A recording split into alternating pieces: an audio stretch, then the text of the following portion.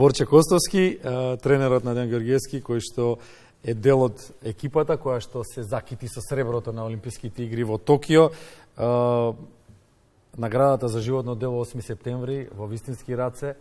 Дали ова доаѓа како признание за макотрпната работа или како мотив за понатаму? Добро утро. Добро утро на вас, добро утро на гледачите на Македонската радио и телевизија. Прашањето е многу директно, но би сакал да дадам еден малце поширок осврт на тоа како се доживеа 8 септемвриската награда од моја страна. Би кажал и така, односно со голема радост и во поинаква смисла каде што и не со толку голема возбуда. Првиот дел се должи на тоа што оваа награда ја примив и ја посветив на моето семејство, односно на мојот татко, и од тука и како ми е значена да посветам на човекот кој што се буквално се вградил со своето здравје и со својот начин на живот да ме воспита, одгледа и да меишколува мене и мојот брат. Го заложил своето здраве за сето тоа и ми беше битно да можам да вакво сепак високо животно достигнување да можам да му го посветам на него и на моето семејство, затоа што тие во прво лице гледа што се случува со мене и со моите напрегања околу тој пат. Но, тоа претходно што направивме муабет, вториот дел на одговорот на прашањето и не многу, затоа што секако после освојување на олимписки медал и учество на олимписко финале, моите допамински рецептори за чувство на признание од страна не се баш прикладно на место. Не може ништо да го замени чувството на освојување на олимписки медал и да се најдеш на Значи ми треба некоја да разбере што е поврзана со светско првенство, европско првенство или олимписки игри. Злато? Злато секако. Па добро, имате мотив веројатно, но како изгледа да се предводи еден олимписки вице шампион? Како изгледа да се предводи еден олимписки вице шампион? Веројатно отидовте со очекувања, но резултатите ги надмина и очекувањата, можеби. Па не баш, извинете, не би се согласил со вас. Отидовме со очекување, тоа отидовме со директно очекување да направиме олимписко финале. Ние така скромно си тргаме од тука од Скопскиот аеродром секогаш си тргаме скромно. Се ве разбирам, секако и тоа не би било ништо чудно кога се работи за македонски услови, ситуации и очекувања. Ние сме научени на спортот да гледаме како нешто што е второстепено, третостепено, односно дека мораме да одиме негде само да учествуваме или да одиме негде по некоја милостиња на ситуацијата, но ние претходно се фокусиравме на моментот да освоиме норма. Откако освоивме нормата, најавивме медал, најавивме злато, но искочи сребро. Кој веруваше, кој очекуваше, сите може би така. Добро. Секако, да, затоа ќе кажам, значи, нашиот менталитет и нашиот начин на промислување на работите во врвниот спорт не е на тоа ниво да ние се бориме за највисоки одличија. Секогаш кај нас важи реченицата дека добро е да учествуваш, што не е така. А како е да се биде на олимпиец, односно на олимписки медалист, тренер или човек кој што директно учествувал во креацијата на олимпискиот медал, затоа не би должел многу, ни следува еден мал документарен запис за да го прикажеме тоа. И да го видат сите. Програмата е отворена, ќе го емитуваме на Македонската. Секако ќе ми биде задоволство, особено кај вас тука. Да. Сега Јована, ова прашање за мали и големи спортови сакаш ти да го поставиш? Не, јас друго сакам да поставам како прашање. Ајде повели, ќе ми дозволиш да. Прво ти. За теквондото можеби беше чудно порано да зборуваме дека жени ќе се заинтересираат да спортуваат и дека воопшто ќе биде примамлив спорт за жените. Ситуацијата е поинаква. Може малку повеќе да зборуваме за тоа, за овој спорт, какви се условите кај нас, кој го тренира се овој спорт. Па чуден беше и за мажите, не само за жените. Повеќето од граѓаните го дознаа преку Дејан. И Борче, и Тимоти, така, неспорно е сето тоа. Значи, во моето излагање преку социјалните мрежи, откако ја добив наградата, кажав дека една од моите животни желби или животни цели е постигната, но секако тоа не е олимпискиот медал. Олимпискиот медал е нешто што е над ситуација. А тоа беше теквондо спортот да биде представен во светло како што го познаваме денес сите, односно од 6-та лига или тотална непознаница во Македонија да биде моментално во прва лига и слободно можам да кажам спорт кој што е двигател на врвниот спорт во Македонија. Во моментов имаме двајца сениорски најдобри спортисти од сите спортови општо во Македонија, тоа е Дејан Ѓорѓиевски и Мила Релич. Значи имаме најдобар машки спортист, имаме најдобар женски спортист и самото тоа кажува на кое ниво е спортот, теквондо спортот денес и сум лично презадоволен од тоа што од 6-та лига го ставивме во прва лига, односно го ставивме да биде носечки спорт во нашата земја. А вашето прашање од кај интересот кај женскиот пол за да се занимава со овој спорт, можам да ви одговорам дека овој спорт во светски рамки негде 50-50 учеството на машките и на женските. И истиот е вистинско освежување во светот на боречки спортови за женскиот пол, затоа што вистински е погоден, прави квалитетен развој и развиток на женското тело. Има доволно физички контакт, колку да има доволно физички контакт. Не е екстремно опасен, да.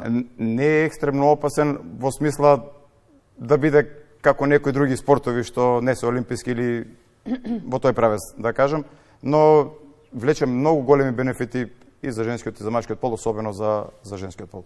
Во контекст на ова, дали постојат мали и големи спортови? Дали треба така да правиме таква сегрегација? Дали треба таква поделба да правиме?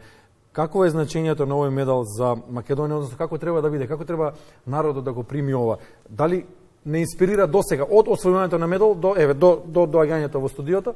Според вас дали доволно не инспирира овој момент?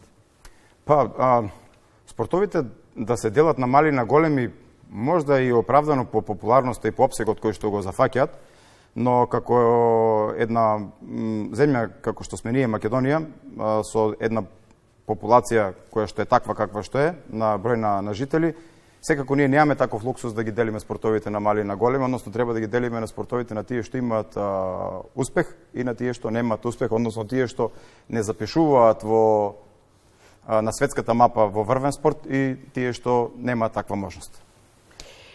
Добро, ја споминавме, јас ќе секам прва да си ја кажем, ја споминавме Мила Релич, кој што беше гостинка во текот на летото, не успеа на онаа групна сеанса да дојде со сите олимпици, но ни вети дека ќе дојде. Го споминавме и Дејан Ѓорѓиевски. Сега прашањето е каква е новата млада генерација со оглед заинтересираноста за спортот, има ли кој да ги наследи, дали веќе имаме некој име во кое што вложуваме и во кој што гледаме надале? Одлично прашање, рековте пред почеток на емисијата дека ќе освежите емисијата со прашањето од Појнегов Агол, да, одлично прашање. Морам да кажам сега дека македонскиот спорт покрај тоа што има двајца врвни сениори, моментално градиме една група на јуниори и на кадети што е баш потентна да ги повтори и да ги надмине резултатите претходно што сме ги направиле. Односно сега во наредниот период за една недела групата на јуниори патува во Кореја на светско првенство, каде што очекуваме блиску да бидеме до освојување на медал или освојување на медал, тоа се нашето очекување, но не би сакал ни збор повеќе за тоа да не им направиме притисок на момците кои што ќе кога ќе заврши ќе дојдете, да, така, може да сме здрави и живи. И секако имаме ноември Европско кадетско првенство, каде што, внимавајте, имаме реални шанси за освојување на злато, на сребро. Злато, добро, на медали. Така да, тука би ги спомнал Ведран Туневски и Теодор Стојановски, би сакал спортската јавност да ги запамти овие две имења. А јуниорите во некоја наредна ситуација би ги кажал за да не им правиме притисок сега. Ќе ги повикаме овие двајца во студиото. Сега сакам да кажам, сакаме да ги запомнаеме. Ќе мора да ги повикаме за да медал ќе освојат. Отворена е поканата, да. Зборувавме досега генерално за спортот, зборувавме за инспирацијата, зборувавме за тоа како е да се биде дел од една експедиција која што од Македонија заминува со цел да освои медал и се враќа со медал и дури жали за тоа што не освојува злато. Тоа ретко се случува кај нас, чути добро е, тоа е ставот на македонците, и кој што мора да се смени.